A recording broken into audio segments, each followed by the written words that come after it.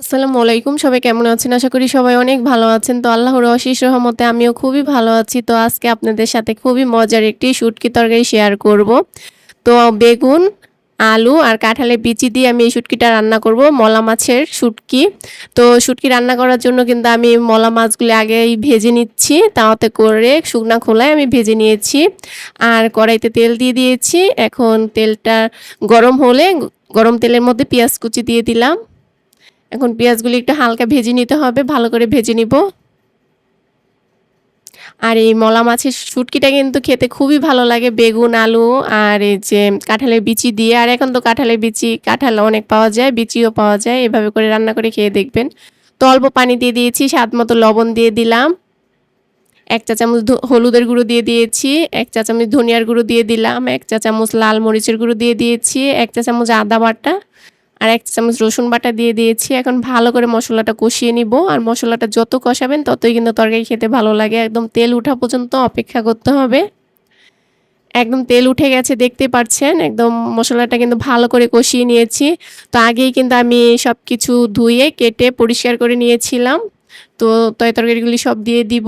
আর শুটকিটা একটু মসলার মধ্যে দিয়ে তারপরে কষিয়ে নিব। শুটকিটা কিন্তু ভেজে তারপর ভালো করে ধুয়ে নিয়েছি। তো মসলার মধ্যে শুটকিটা দিয়ে ভালো করে কষিয়ে নিতে হবে। আর আমি কিন্তু বেগুন, আলু, কাঁঠালের বিচি কিন্তু আগে থেকেই কেটে তারপরে ধুয়ে পরিষ্কার করে নিয়েছি। আর কাঁঠালের বিচিগুলা কিন্তু হালকা একটু ভাপ দিয়ে নিয়েছিলাম যেন কষটা চলে যায়। দেখতেই পারছেন এই যে হালকা একটু ভাপ দিয়েছি, বেশি ভাপ দেওয়ার দরকার নেই। আর আলু কেটে নিয়েছি আর বেগুন নিয়েছি।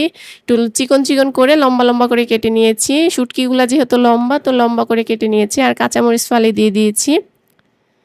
তো লম্বা দেখে সবকিছু লম্বা, লম্বা করে কেটে নিয়েছি। পাতলা একদম চিকন, চিকন করে কেটেছি। এভাবে করে শুটকিটা রান্না করলে দেখতেও ভালো লাগে আর খেতেও কিন্তু খুবই ভালো লাগে। আর বেগুন আলুগুলা যেন একদম ভেঙে, ভেঙে না যায়, গলে, গলে না যায়, আস্ত, আস্ত যেন থাকে। আস্ত, আস্ত যদি থাকে তাহলে ভালো লাগে খেতে। ভালো করে কিন্তু কষিয়ে নিতে হবে। না কষালে কিন্তু শুটকির মধ্যে গন্ধ আসে, খেতে ভালো লাগে না।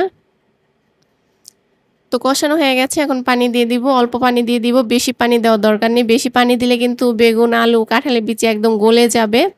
আর দেখতে ভালো লাগে না, খেতেও কিন্তু ভালো লাগে না। ভর্তা, ভর্তা হয়ে যায়। আর আস্তে, আস্তে করে যদি আপনি শুটকিটা রান্না করেন একদম শুকনা, শুকনা করে তাহলে কিন্তু খেতে খুবই ভালো লাগে। একদম পানি শুকিয়ে ফেলতে হবে আর পানি রাখা যাবে না। শুটকির মধ্যে পানি থাকলে কিন্তু একদমই ভালো লাগে না। আর এটা একদম যখন পানি শুকিয়ে তেল উঠে যাবে তখন সেই পর্যায়ে নামিয়ে ফেলতে হবে। আর শুটকির মধ্যে পানি থাকলে কিন্তু একদমই ভালো লাগে না। তো নামানোর আগ দিয়ে ধনিয়া পাতা কুচি আমি উপরে দিয়ে একটু ছিটিয়ে দিব। তো ধনিয়া পাতা কুচি যদি ছিটিয়ে দেন তাহলে কিন্তু শুটকির থেকে খুব সুন্দর একটা ঘ্রাণ বের হয়, খেতে আরও বেশি ভালো লাগে। তো একদম পানিটা শুকিয়ে নিতে হবে, তাপ কমিয়ে সুন্দর করে পানিটা শুকিয়ে যখন একদম তেল উঠে যাবে সেই পর্যায়ে নামিয়ে ফেলবো। তো শুটকিটা কিন্তু প্রায় হয়ে গেছে আর কি, রেখে তারপরে নামিয়ে ফেলেছি। বাট নিয়েছি দেখুন কত সুন্দর হয়েছে। শুটকিটা দেখতে যতটা সুন্দর হয়েছে খেতে কিন্তু আরো বেশি ভালো হয়েছে। এভাবে করে আমার রেসিপি ফলো করে বাসায় একবার হলেও ট্রাই করবেন। আমার রেসিপি ভালো লাগলে অবশ্যই লাইক করবেন, কমেন্ট করবেন, শেয়ার করবেন। আল্লাহ হাফেজ।